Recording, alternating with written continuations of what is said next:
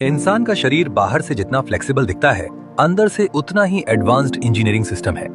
और इस इंजीनियरिंग का सबसे बड़ा मास्टरपीस है रीढ़ की हड्डी यानी स्पाइन। क्योंकि स्पाइन सिर्फ हड्डियों की लाइन नहीं है, ये बॉडी का सपोर्ट सिस्टम, बैलेंस मशीन और नर्व कम्युनिकेशन हाईवे तीनों एक साथ है। इंसान की स्पाइन कुल 33 वर्टिब्रे से मिलकर बनती है। ऊपर की 24 हड्डियां अलग अलग मूव करती हैं, जबकि नीचे की कई हड्डियां आपस में जुड़कर एक सॉलिड स्ट्रक्चर बना लेती हैं। इन वर्टिब्रस के बीच होता है एक सॉफ्ट कुशन, जिसे इंटरवर्टिब्रल डिस्क कहते हैं। ये डिस्क जेली जैसी होती हैं और चलते, कूदते या दौड़ते समय शॉक अब्सॉर्बर की तरह काम करती हैं। मतलब अगर ये डिस्क ना हो तो हर कदम पर आपकी हड्डियां आपस में टकराने लगें। लेकिन स्पाइन का सबसे बड़ा साइंटिफिक काम अभी बाकी है।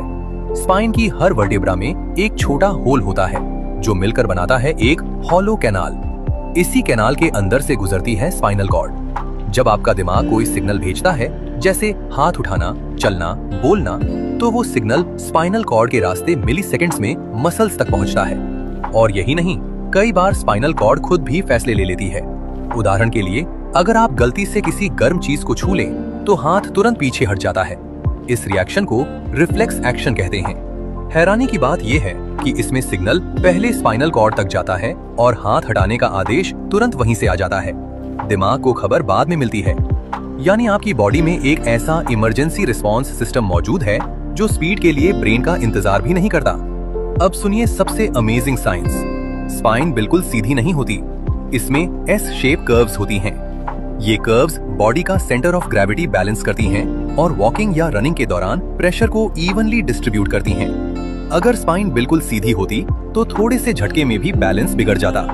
और सबसे पावरफुल फैक्ट, जब बेबी माँ के गर्भ में सिर्फ कुछ हफ्तों का होता है, तब एक स्ट्रक्चर बनता है जिसे न्यूरल ट्यूब कहते हैं।